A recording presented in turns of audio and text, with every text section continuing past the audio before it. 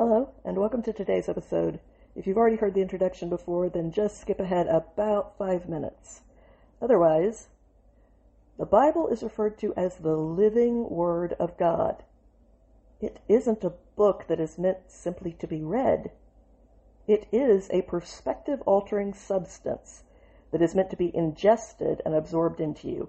And when it becomes a part of you, it changes you. And that is exactly what it is meant to do. A psalm is a spiritual song based on real-life experiences that reveal a profound foundational insight that is then expressed in the form of music, which is usually played on a harp. This is my own paraphrase of the Psalms. Now, there is an important difference between a paraphrase and a translation, and it is important to understand what that difference is. A translation takes a text word by word, and it finds the most accurate word in another language to convey the meaning of that original word. But sometimes getting the details right can come at the expense of the big picture. For example, the literal translation for a butt dial and the literal translation for a booty call could end up being exactly the same if they were both translated very literally into another language. But we all know that those are two very different ideas. A paraphrase, on the other hand, is attempting to capture the spirit of the idea that is being expressed. But both approaches come with their own disadvantages. Sometimes the most literal translation for each word, while technically still accurate, also loses something in its translation. For example, if you were to translate the phrase, "cat got your tongue," into another language, it would probably make no sense to them. Why would a cat grab your tongue? What are you even talking about? In order to convey the original idea, you would have to find out which saying is used in that other language to express the same concept. But it might not involve a cat, or even any animal at all.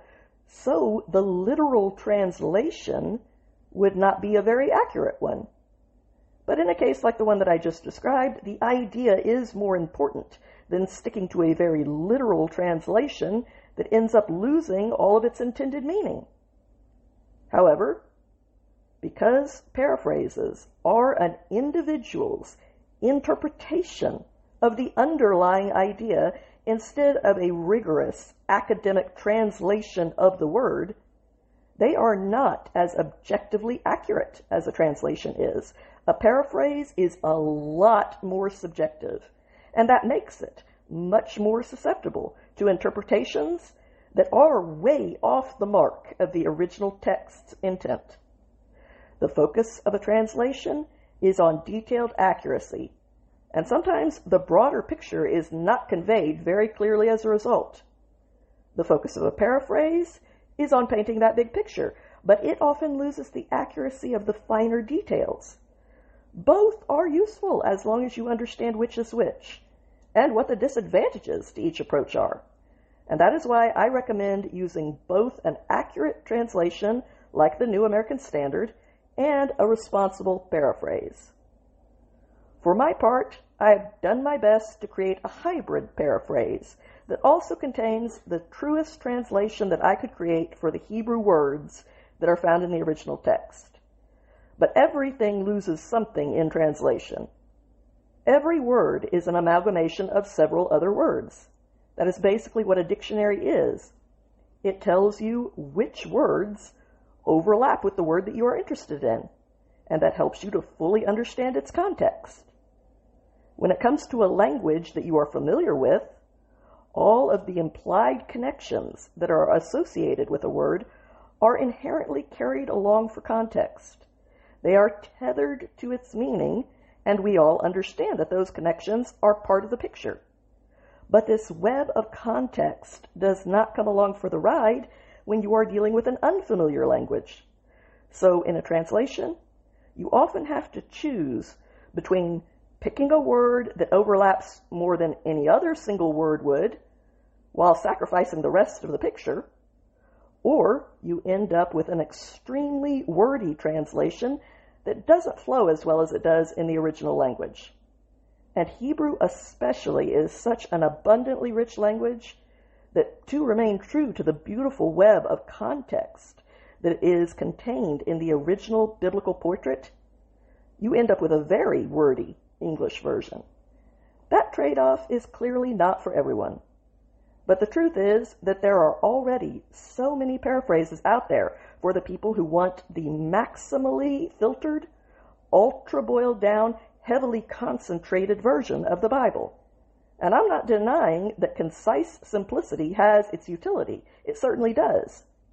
So if that is all that you are looking for right now, then there are already several versions out there to suit your preferred purpose.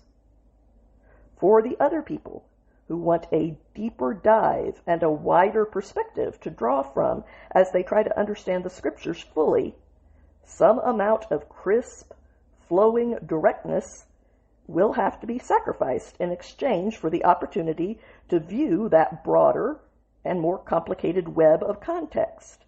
But hopefully, these attempts to contribute an additional tool to the versions of the Holy Scriptures that already exist will only add another dimension to the way that you experience faith. Psalm 98, a poetic song. Sing a fresh song to the Most High, because He has done uniquely incredible things that fill us with wonder.